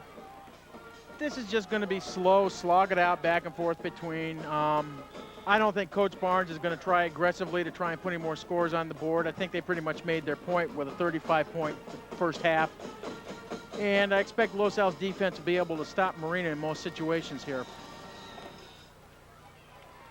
That's a nice play up the middle there. Hildebrand still on his feet. Gets out to the 50-yard line. And as I say that, Hildebrand breaks for about a nice 15, 16-yard run, and Eric Jark, who plays defensive tackle, scoots downfield to make the tackle. So Brennan, the 190-pound junior, finding some lanes. The running game has not been exceptional in the first half, but finding some life here as they're moving the ball. And I think, Ron, as we talked about before, this team is hot and cold, and we're seeing it running almost quarter by quarter as Brennan keeps this one. Runs into a whole slew of Griffins there. I think probably Jark, Flores, Johnson. About 4 guys met him there when he tried to go through that hole. But still gained about 3 yards on it, but it's a good play by Los Al, not allowing big gain on that play. Down under 5 minutes here in the third quarter.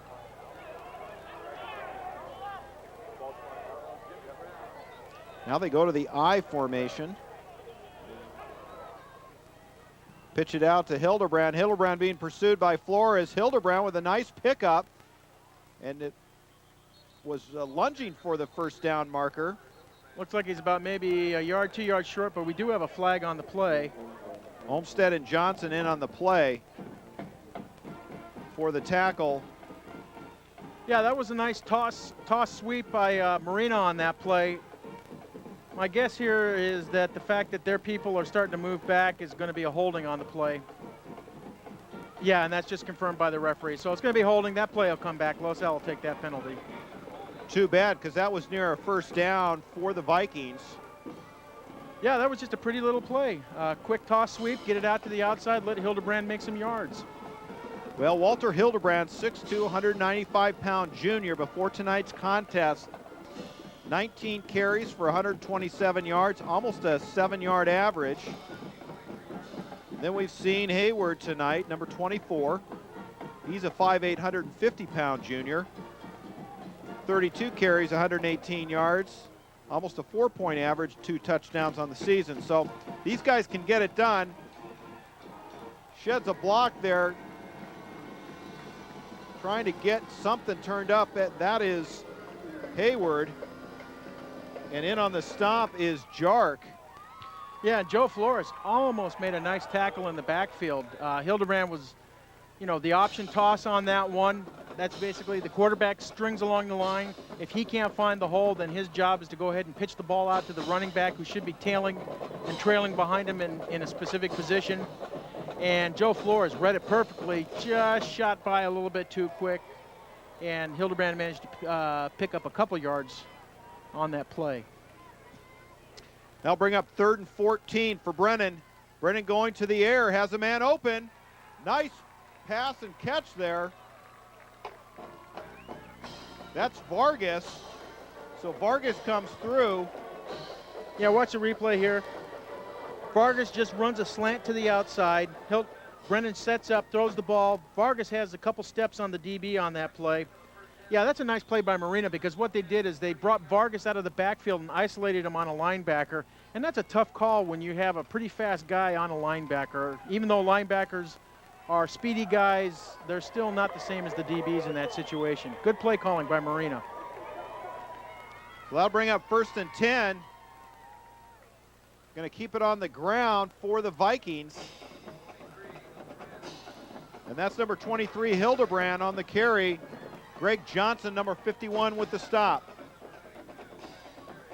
Yeah, Johnson does a good job here. His job really is to direct the defensive lineman to fill the holes in the offensive line, and then he reads where the running back is going and makes the tackle. And that's really the job of a middle linebacker when you have a 4-3 defensive combination as Los Al runs. And that's why you see Greg Johnson gets a lot of tackles every game. Brennan pitches it out. Keep it on the ground, going around the corner. Hayward. Daniel Dykes comes in on the stop of Hayward, but nice pickup there by the Vikings.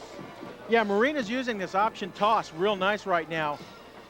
They've been running inside for the first half. Los Al's been responding well to it. Now they're going ahead and saying, okay, we're going to go outside where we can get isolated on the cornerbacks. We just saw Los Al made a change. Victor Martinez came out. Looks like number 98, Mike Lee, is back in. So that ankle, they must have taped it up. He must be ready to go again. So Brennan with a nice little drive going. 2:10 left here in the 3rd quarter. Brennan gives it inside. That to Hildebrand.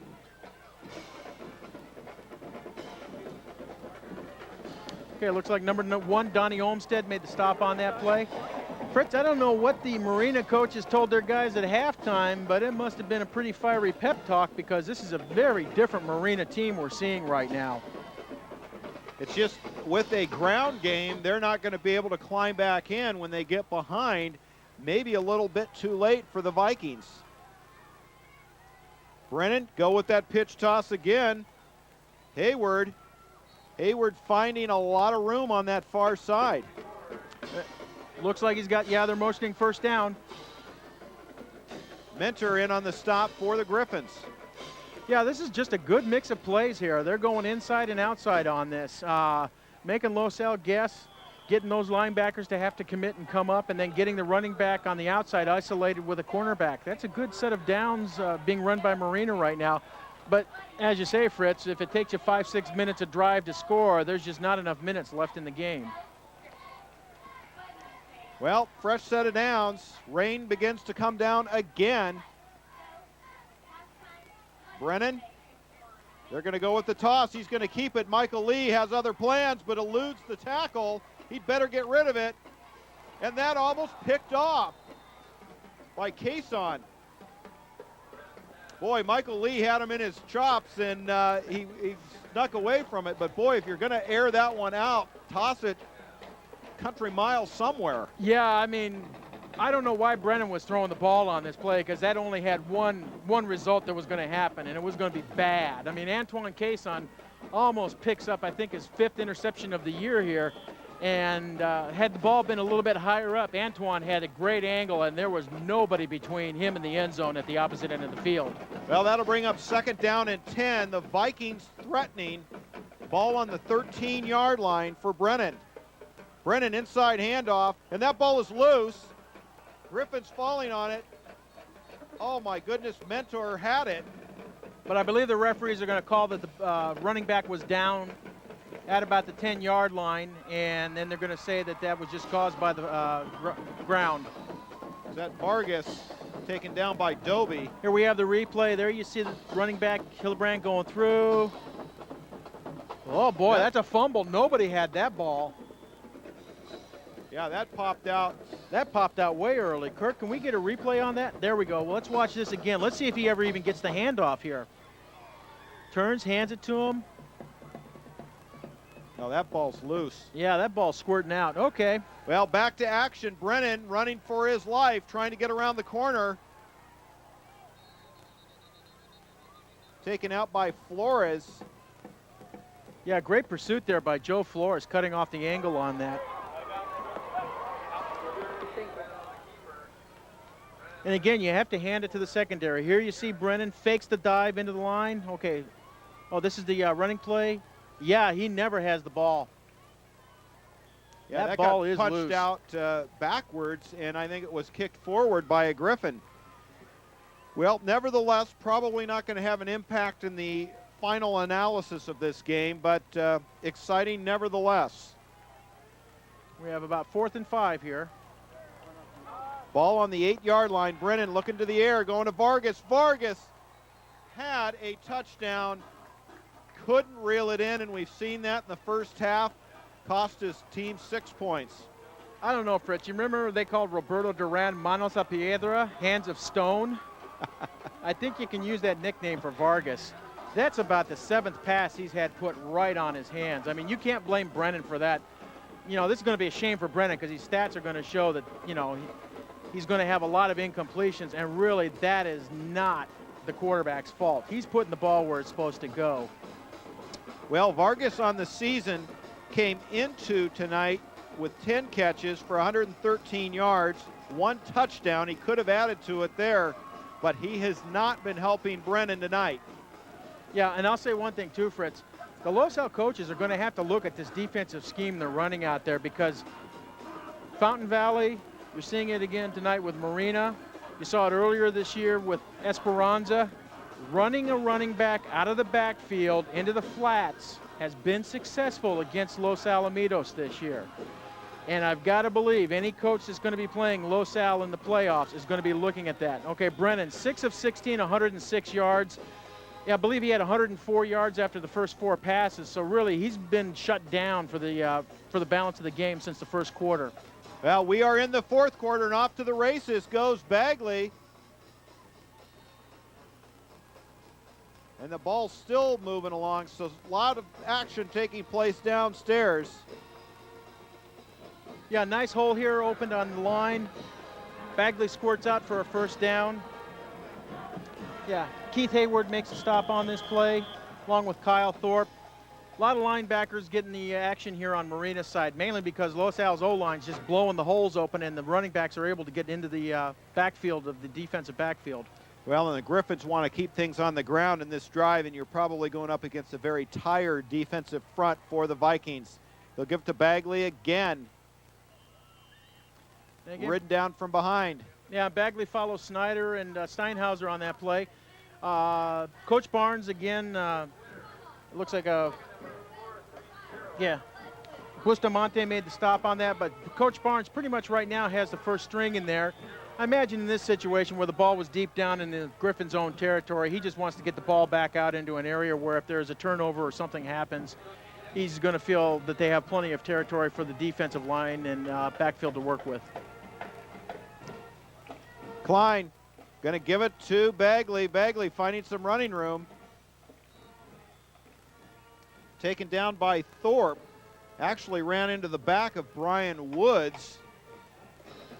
Yeah, Thorpe makes a nice play there. Right side of Los Alamitos' line, just blowing the hole open. and giving Bagley the room to run. This is great, though, for Ryan. Get a few yards on the game, get some stats going. He's been such a team player all year long. You know, he's been, when he was needed to do the runs, he's done them, but he's done a great job of, you know, blocking. Josh Jones is now in the game. Okay, so Coach Barnes now is feeling he's got enough yardage out there. He can open it up a little bit and change it around. Klein going to keep it. Just trying to get that first down. Yeah, kind of almost a quick play there, just a fast snap. Kyle Thorpe makes the tackle again. Yeah, and you got Brian Woods in there, so now you've got, again, another player in getting some time. You got Josh Jones. Jones has been doing great at the JV level, gotten a couple JV Griffin of the Weeks. Down under 10 minutes left in this game. Then the ball is loose, so with the new substitutions, Woods and Klein having trouble with the transition. Yeah, I think in that case, that's the reverse. We've seen that a couple times when Brian Woods is in, that he comes from that flanker position around on a reverse. And I think Brian just got a little bit faster around there than Jeff was expecting, and Jeff still tried to make the handoff, but it's kind of tough to do when you're handing into the back of the player instead of into his arms in the front. Well, on the far side, as you see the rain coming down, Coach Rodriguez tossed Klein a towel just to dry his hands off. So yeah, the rain could be having an effect here. It's been on and off all night. That'll bring down up a 2nd and 17. Klein going to the air. That's to Mandis. Again, nice catch by Brand Mandis. Brett Brown on the tackle there. But again, good throw. Only person who could catch that was Brad Mandis. Mandis has great concentration, follows the ball all the way down, makes a good 7-yard gain on the play. That'll bring up 3rd down, and we are back to the initial line of scrimmage. 3rd down and 10 as you see that rain getting heavier downstairs. Klein, they fake it. This goes to Woods. Woods has plenty of room, and he's got the speed to get around the corner. Gets across the 40-yard line. Yeah, nice blocking there by Kyle Trudeau. Seals it. Jeff Rivera makes the tackle on that play. Good speed by Rivera, too, to get out there with Woods, because Woods is quick. I mean, he's part of Los Al's 4x400 relay team that went all the way to the state championships this last spring. So, yeah, pretty much you can tell when number 27's in there, you're going to be looking for that reverse sooner or later. Well, that's going to bring out the punt team. 4th and 2. Los Alamitos not wanting to gamble, so Dolis comes in. And back deep is Jason Jordan for the Vikings, and he stands on his 32-yard line as Dolis lets it fly. Oh, Dolis, nice punt. It's a little bit of a low line drive, but he gets it behind Jordan. And it's going to be down on about the 14-yard line by Daniel Dykes. Great little punt there by Dolis. Well, the Vikings are in a position they've been in most of the night, and that is deep in their own territory. As you look at Coach Mike Dodd in his 3rd season, looking to just get out of here and get on a bus to get dry. Yeah, I imagine it's going to be a pretty quiet bus ride back to Marina High School. Well, and then next week, and you mentioned it, Ron, it's Esperanza for the last game of the season. And Marina would appear to be going to 3-6 tonight. They may very likely end this season 3-7. Brennan gets it out to Hayward, and that almost a busted play. Hayward picks up approximately 8 on the play. Cason taking Hayward down. Yeah, Hayward does a good job here. He's the safety valve on this play. Just float out into an area where Brennan, if he needs to, can just pop a short pass. And really, Fritz tonight, you know, that's a name we haven't heard much of, has been Hayward on the receptions. He's Marina's leading receiver, and really, Los Al's done a nice job of shutting him down tonight. Hayward checked in to tonight's contest with 23 catches, 431 yards. Almost a 19-yard average, but boy, we've seen less than that tonight as Los Alamitos. That was Jark on the play. Looks like Lee. There was one other.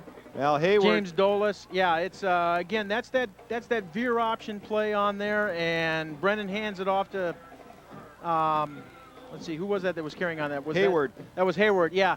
And I mean, he just met immediately. It was great penetration again by the Los Al defensive line. I have to believe Marina's offensive line has to be really, really tired.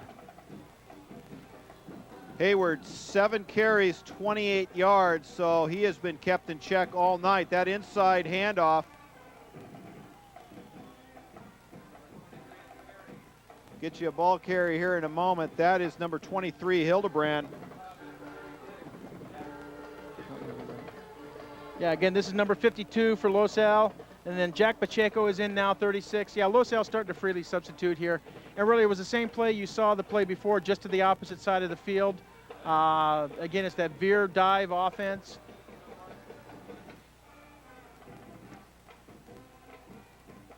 And Vargas is going to kick it away with 4th down and 1.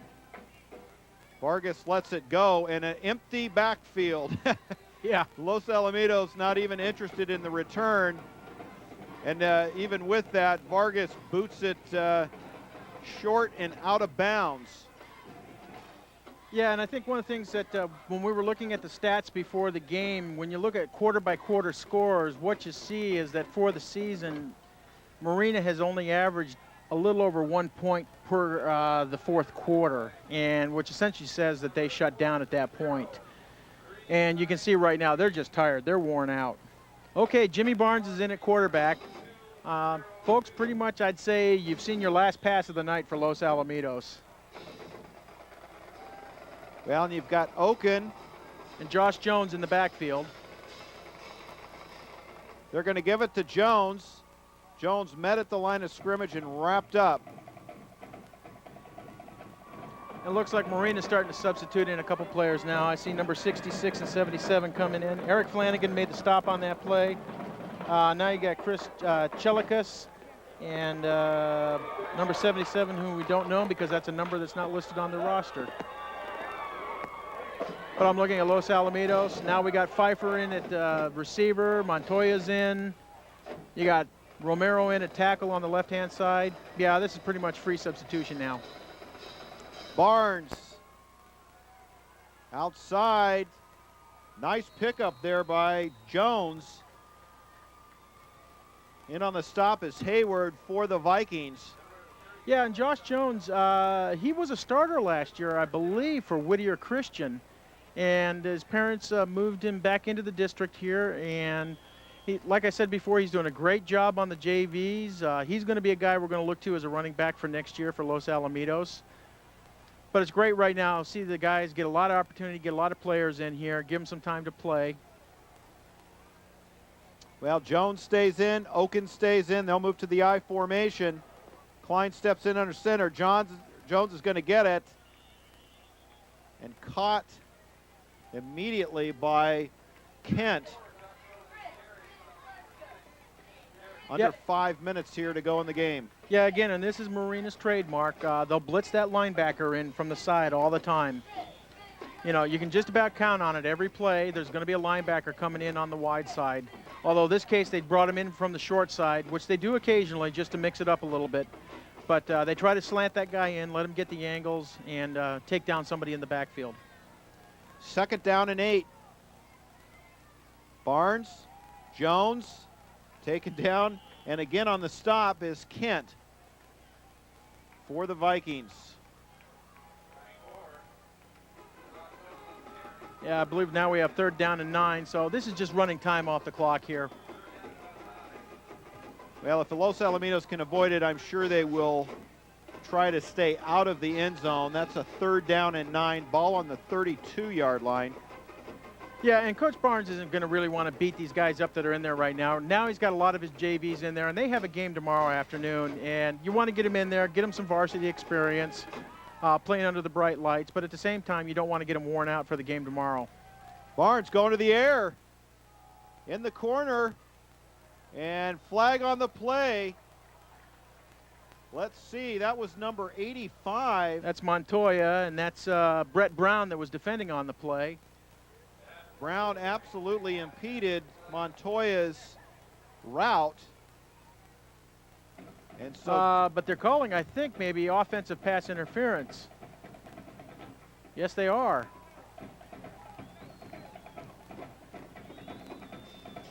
Well, let's see what... Yeah, this will bring up 4th down for Los Alamitos. So Barnes goes to the air for no other reason, just to air it out. I'm really Yeah. surprised to see Coach Barnes call a pass play this late in the game, especially with the game so well under control. Well, Barnes isn't happy about it, and I'm sure he's saying that his player was interfered with. He's got his hood down in a rainstorm, chewing on a ref. Yeah, it's a 15-yard penalty. Now, if it's offensive pass interference, it should be a loss of down. Yeah, here it is. They flipped it down now. So it's 4th down. And the punt team's coming in. Yeah. Well, so a odd play there. Barnes goes to the air. Gets pass interference, and with 3:33 left, Dolis is going to kick it away. Back deep is Jordan, and this one might be down. Oh, Los Alamitos can't get to it, so Jordan watches it go over his head. This will come out to the 20-yard line. Yeah, and Dolis did a good job of receiving that snap and getting the ball off.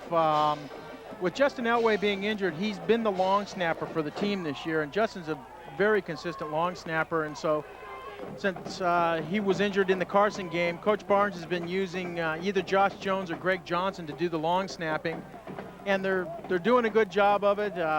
It's just not their strong point, and James did a good job of stepping over about 4 or 5 steps there and receiving that snap. So Marina will get one more shot at it, 35-7. They are down with 3:22 left. Far side. Getting around the corner. Get you a number here momentarily. Josh, 36, Josh Pacheco made the tackle on that play. And that is Hayward. Yeah, again. So Hayward with a nice pickup there around the corner. And again, Ron, like you say, some success there.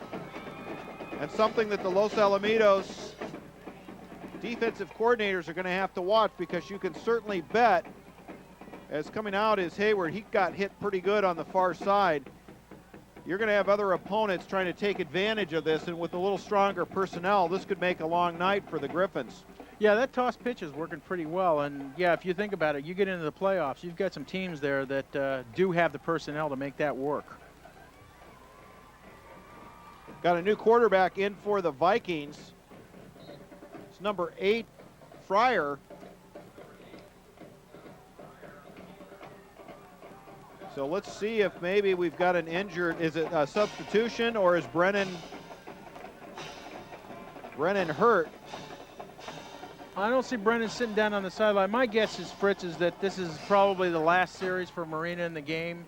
Mike Dodd wants to give his junior quarterback a little bit of time on the varsity field right now. They'll play tomorrow with the JV game. Pretty much Los Al right now has reserves in on their defensive side. This is just to give the guys some time, get them out there. Heck, we might as well start the JV game right now. We've got a lot of folks in there on both sides. That pass is complete across the middle. Yeah, and this is a smart move by Mike Dodd. I mean, he puts Fryer in. Fryer goes ahead and completes a pass. Nice little confidence builder for him. Again, number 52, and I wish we had his name, and I promise folks we'll have it for you by next game. I do know he's the player from Kennedy, and I apologize to his parents that we don't have it. This guy is also going to be a player next year for Los Al. Vargas with the catch on that last play. Fryer cuts back inside. Fryer with a nice pickup. Nearing a first down. Maybe a yard short.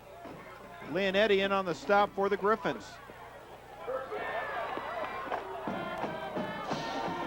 So a minute 46 left in week 9 here. Sunset League play, 35-7. Los Alamitos will go to 8-0-1. Fryer pitches it out to Hildebrand. Hildebrand still on his feet, just shy of the 40-yard line. Joshua Jones riding down Hildebrand. Yeah, and I'm surprised to see Hildebrand still in the game for Marina. I mean, this is out of touch. And this is the point where, you know, Hildebrand's tired. I mean, he's been playing both ways all game. This is where you very easily could watch a guy tear a hamstring or get hit by somebody, do damage to a knee or an ankle. Well, especially on a wet track. That hand up inside.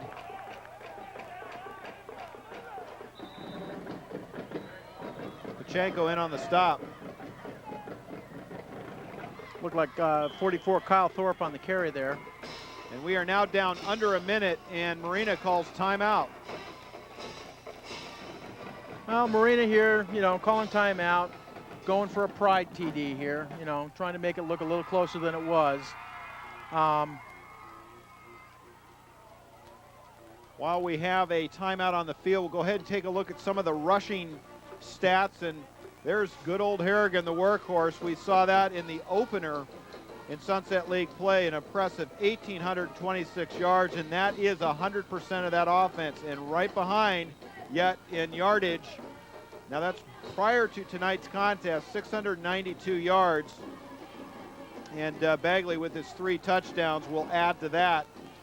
Avila, Wildenstein for Esperanza. That number is a little bit jaded, 505 yards. Of course, he's been out a number of weeks with the knee injury, came back, played against Los Al. Kirchner, also for Esperanza. Lots of good running backs and receivers throughout the Sunset League. Bagley tonight, 11 carries for 85 yards, but most impressively, 3 touchdowns. Fryer lets it fly after just being pummeled. Pummeled by a whole lot of Griffins there. Jark was on him. Looked like number 50 possibly. Victor Martinez was in on him. That was the NFL. That would have been called within the grasp. Well, I'm sure Fryer was awaiting that call. 47 seconds left on the clock. We bring up 2nd down and 10. Fans starting to file out. Light turnout tonight with the projected rain and a game that didn't have a lot of billing to it. That slips in and out of the hands of Brown. Brandon Brown, the 185-pound junior, can't hang on, so that rain's starting to affect the passing game. Yeah, and even though the ball may be a little bit wet, Fritz, I mean, with the gloves they have nowadays, you know, with the built-in stick-em on them, that's a lot of that is just a focus issue. You know, they know the game's over. They're just not concentrating. And to be honest, as a coach, that's where you'd like to see your guys still step it up and still try to make the plays. You know, that's the gut check on an individual basis. Fryer back to pass. And I don't know who that was going for, except he just wanted to get rid of it. Yeah, I think he looked downfield, saw that there was good coverage by the Los Al secondary, and just said, air it out, throw it deep. That way you don't get called for the deliberate grounding penalty, and you also don't end up with an interception. So we are at 36 seconds, 3rd down and 10. Is it 3rd and 10 or 4th and 10? That's hard to tell. The scoreboard says one thing and the sideline says another. It's 4th and 10. So the last play for the Vikings, unless they convert like they just did, and congratulations to Fryer. Nice pickup, moved the chains. And Keith Hayward makes the reception on that. Chris Rados makes the tackle. Nice to see Rados back. He's actually been out. He's another one with a concussion that's been out about 4 or 5 weeks for Los Al. So the JV's getting warmed up. 27 seconds left in this contest. 27 seconds away from Los Alamitos going to 8-0-1. And next week, Los Alamitos will take on Edison. And Edison's struggling, to say the least. Last year, they tied with the Griffins for the league title and then went all the way to the final, losing to Long Beach Poly. Let's go ahead and take a quick look at the receivers across the Sunset League, and there you have 728 yards, 7 TDs for Childs, and he put on a nice show tonight. Yeah, and then you have White for Edison, Hill for Esperanza, and then Brandon Tripp with 41 receptions, 454 yards, followed by Hayward for Marina. That's why I say it's a surprise we haven't heard Hayward's number called a whole lot tonight for reception.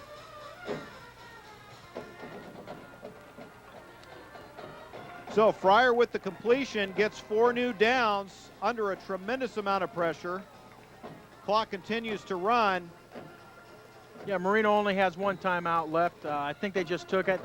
I have a feeling Los Al took that timeout there previously for Coach Barnes to talk to the JV defense and basically tell them, listen, guys, you don't want to let them score here. You know, you're playing for some of your pride, too. And even though it means nothing in the game if they do score, you want to be able to show them that when you play them tomorrow that you've got what it takes to be out on the field.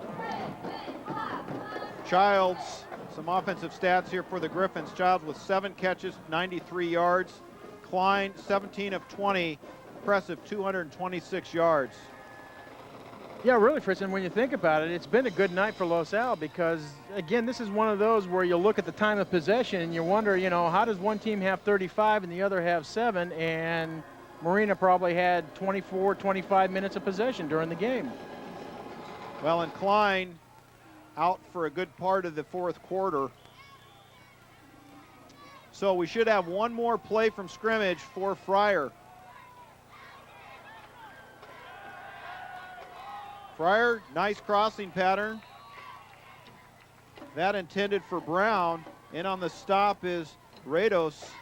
Yeah, good play there by Chris Rados. Timed to hit just at the time when the ball got there. Did a good job.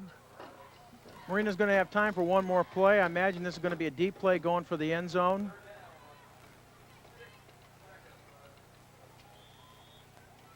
The break here, we will get you the standings in the Sunset League and review the final week. Fryer going for the end zone, into double coverage, and 0 time on the clock. That actually was quite a big hit there on the receiver, and he is still down.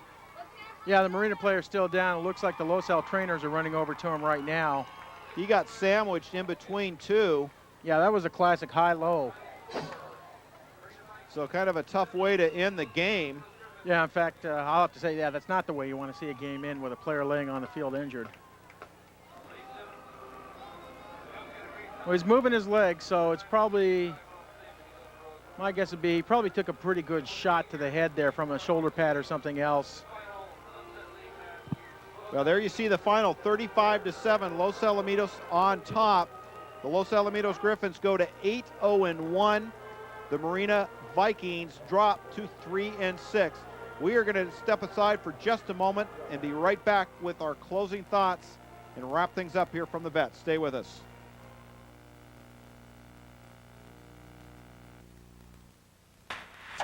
This edition of the LATV3's Game of the Week is brought to you by friends and family of the Los Alamitos Football Booster Club and by your friends at McKenna Motors, McKenna Dodge, Chrysler, and Jeep at the Pomona Auto Center, McKenna BMW, Porsche, Audi, and Volkswagen at the Norwalk Auto Center, and McKenna Volkswagen and Isuzu on the Beach Boulevard Mile of Cars in Huntington Beach. It isn't an order or a command. Protocol doesn't require it. The oath of enlistment doesn't refer to it. So why do sailors devote so much time to helping Americans in need? To instituting programs on their behalf? Because when you're in the Navy, you go wherever the battle is.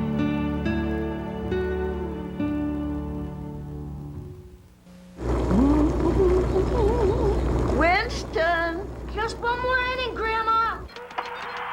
Ever notice how many things today kids can do without actually moving? A whole lot of things their parents used to do the hard way. So many kids' activities today seem to leave out the activity part, which makes exercise even more important for children. In fact, new research tells us the best time to enhance bone development is during childhood and adolescence. And just getting children to walk an extra 35 minutes a day could spare them the pain of thinning bones later in life. Healthy bones come from healthy habits. Encourage your kids to get up, get out, and get moving. Hello. Hey, Grandma, how about another grape soda? For more advice on how kids can build strong bones, visit aaos.org. A public service message from the American Academy of Orthopedic Surgeons.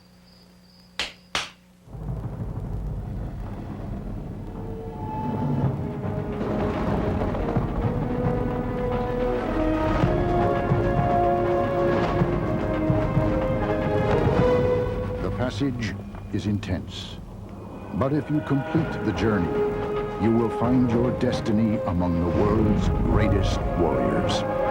The few, the proud, the Marines. Welcome back to the Vet. The score here, 35-7, Los Alamitos on top. Wanted to give you an injury update. Number 3, Brandon Brown, stayed down for a couple of minutes, but is back up, walked back to his team's huddle, and that is good to see there on the last play. Let's go downstairs to John Bowles with a post-game interview. Down on the field, guys, here after the game, 35-7, Griffin victory. Blowout very early in the second quarter. And these guys, both on my right and the left, are the reasons why the offensive line blew open 3 touchdown runs for Ryan Bagley tonight, a couple passes for Jeff Klein. Daniel Rollins on the right. You guys struggled through some injuries early half. You've been pretty much a constant on the right side of the tackle. Talk about the season this year for the offensive line. It's been great. We had a lot of injuries, but we pulled through, and we're a good bunch of guys. These two guys have shared time this year. Daniel Espinoza, Greg Cluey. Guys, what's it like to share time? Is it tough sometimes to be selfish and want to play? Or talk about how you guys have gone back and forth this year. We want to do the best for the team that we can, but we both want to get in as much as we can. So we just want to do the best we can while we're in. Hopefully none of us gets hurt. Okay. Daniel, your thoughts on the year so far and the transition you've had to make? I'm just really happy with our group of guys I'm working with. We have a great bunch of O-linemen to, go out there and start pushing people around, and I don't mind sharing time with this guy. He's a great ball player. Right here is a guy that's been busy all year. Steve Snyder started at guard, moved over to center with the injury Jonathan McDaniel. What are the adjustments you have to make going from guard to center and back and forth? You just got to go out and play it, and you got to learn it, and you just got to do it. It has to be done because there's no one else to play it, so you just got to go do it, and that's what I did. So it's just different position. Gotta do it. Okay, Trent Steinhauser, you were injured. You were injured earlier in the year. You said just wait till I get back, and we'll have that consistency. Since you've been back, the consistency's been there. Are you the reason why? I don't know. I think we all play as a team pretty good. Like me and this guy together, we open some pretty big holes, and the running back finds it. It's gone. I think Bags was following you guys a couple times tonight. Chris, you've been the emotional leader of this offensive line all year. What's your role on this team, and how do you see it? Well, I just play as hard as I can, and we go through the line. I have to pump everybody up. Everybody's normally dead when I come through, so I come through. We all play with injuries. Every single one of our O-linemen had at least one injury, concussion, some other sort, thumbs, knees. We go through this. Our O-line is just dominant. We're blowing holes open for Bagley, keeping Jeff untouched. It's just the way we got to do it, and we're going to keep it going for 5 more games. All right, a little extra than longer here post-game show with the offensive line. Back to you guys upstairs. We'll see if we can't grab Coach Barnes for a second. Well, thank you very much, John, and thank you to the offensive line. And those guys don't get much credit, and maybe they can work on their post-game speeches. But you saw it right from the heart there, and they have been covering for each other. They have had a injury-prone season, but the fill-in is not bad. Yeah, Fritz, it's nice to see the big uglies get an interview after a game. I mean, usually everyone wants to talk to the QBs, receivers, running backs, all the pretty boys, but those are the guys that make it happen. If you don't have them playing well, you're not going to make any offense. And I have to say, they do play as a group. I mean, those guys pull together. One of the traditions the O-line has is every night before the game, they gather for a dinner where they meet at one of the players' houses. All of the offensive line is there. They'll have the quarterback and the running back, and it's a real camaraderie thing. Well, let's go back down to John Bowles with Coach Barnes. John, great win tonight, 35-7. Wore out the scoreboard operator in the first half, wore out the time clock guy in the second. Other than a freak play and some injuries that have hobbled your team this year, could you have drawn up a better season so far? No, I'm really pleased with our team. We've overcome a lot of injuries, and that's a sign of great character. And we've had a lot of kids step up that we didn't think would play early in the year. Guys like Steve Snyder has just played great. A bunch of kids just like him, Eric Jark and some of the kids. So, and then all our players that we've needed to call on have done a great job, and we needed them. So far, so good. You know, we've got one more regular season game, and it'd be a shame not to win that now. There's been finish undefeated in the regular season. So there's been some talk about some of the teams maybe not five wins in regular season, not make the playoffs. Do you see a possible bye opportunity entering? No, there'll be no buys. They will fill it with the next best team. That's what they've already said, and that's the way it should be. I don't think anybody would want to buy it. You know, you're playing, you're ready to go. For high school, if you took 2 weeks off, they'd probably come back and, you know, be back like the start of the year. So, no, it's better to play. So, there will be 16 teams in the bracket, however they fill it. Okay. Good luck to you next week. Thank you, John. Thanks. Thank you. Back to you guys upstairs. Thank you very much, John Bowles, and thank you, Coach Barnes. Well, that's going to wrap up Week 9. The final score, 35-7. Los Alamitos goes 8-0-1. And for the Marina Vikings, they drop to 3-6. Well, ladies and gentlemen, it's been a pleasure. I'm Fritz Pollard, Ron Cluey, downstairs John Bowles. Also like to thank our statistician Gil Gonzalez and our spotter Steve Leitner. Appreciate you watching LATV's presentation of high school sports. That's going to wrap it up from the vet. Good night. The final score, 35-7, Los Alamitos over the Vikings.